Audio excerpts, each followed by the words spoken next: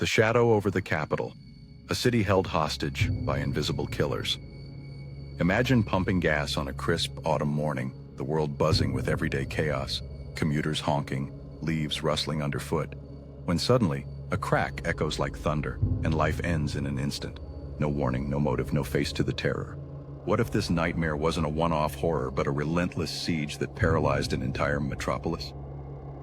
In October 2002, the Washington, D.C. area became a hunting ground for two phantoms, turning routine errands into deadly gambles.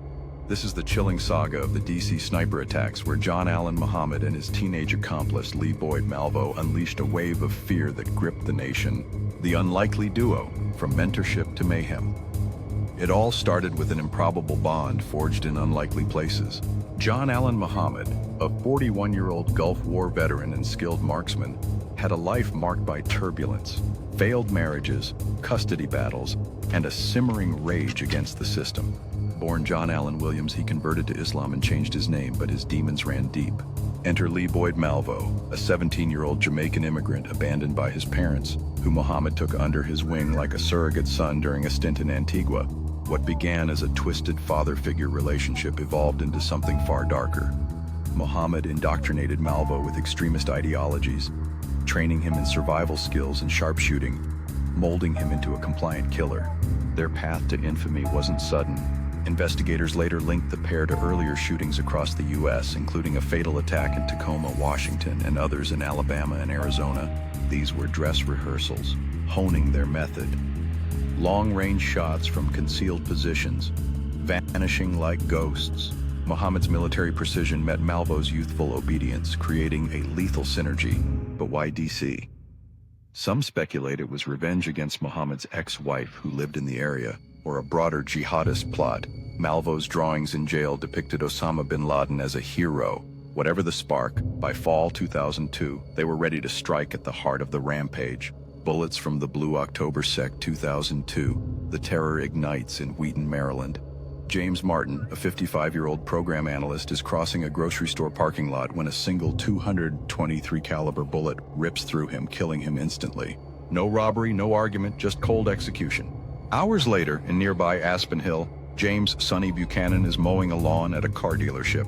Another shot fells him like a tree in a storm. Panic simmers, but authorities dismiss connections at first. Then the next day, the body count explodes. In a horrifying blitz, 5 more victims fall within 15 hours on October 3rd. Sarah Ramos, shot while reading on a bench. Lorianne Lewis Rivera, vacuuming her minivan at a gas station. Pascal Charlot, crossing a street. And in between, random strikes that turned mundane spots into kill zones. Each attack was sniper perfect. Victims chosen at random, shots from over 100 yards away, often from the trunk of their modified blue 1990s Chevrolet Caprice, drilled with a hole for the rifle barrel. The car became a mobile death machine, blending into suburbia. The fear escalated with taunting clues. At one scene, a tarot card, the death card, bore a handwritten message. "Dear policeman, I am God." Demands followed via notes. $10 million to stop the killings, or more would die. Schools locked down, outdoor activities canceled.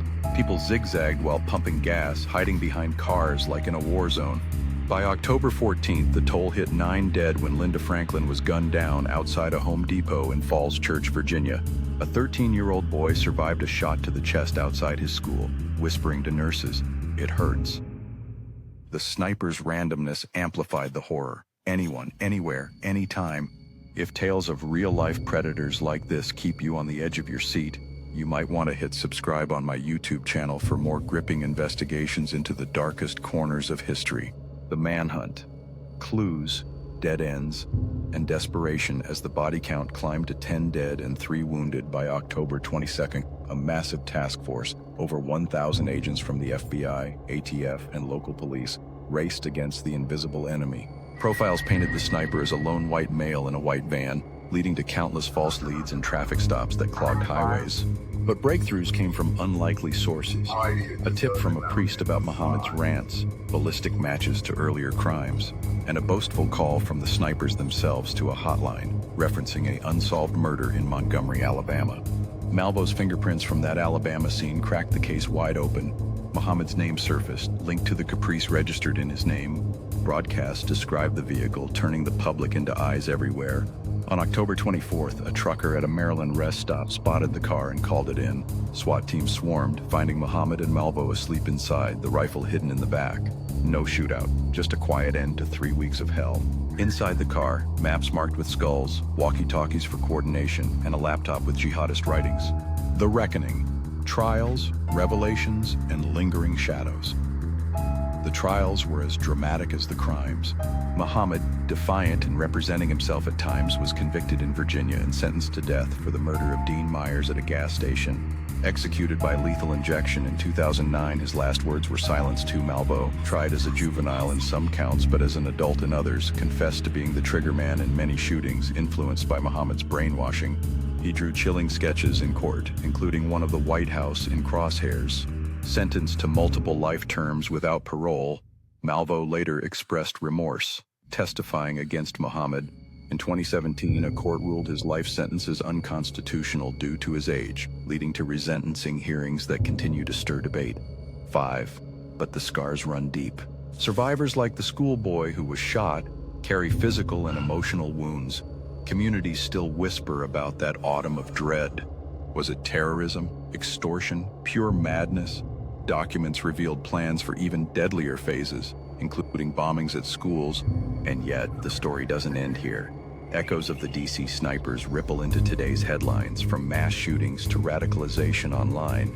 What other hidden alliances are brewing in the shadows right now? If this dive into the abyss has left you craving more untold truths and pulse-pounding histories, subscribe to my YouTube channel today. Who knows what thriller we'll uncover next?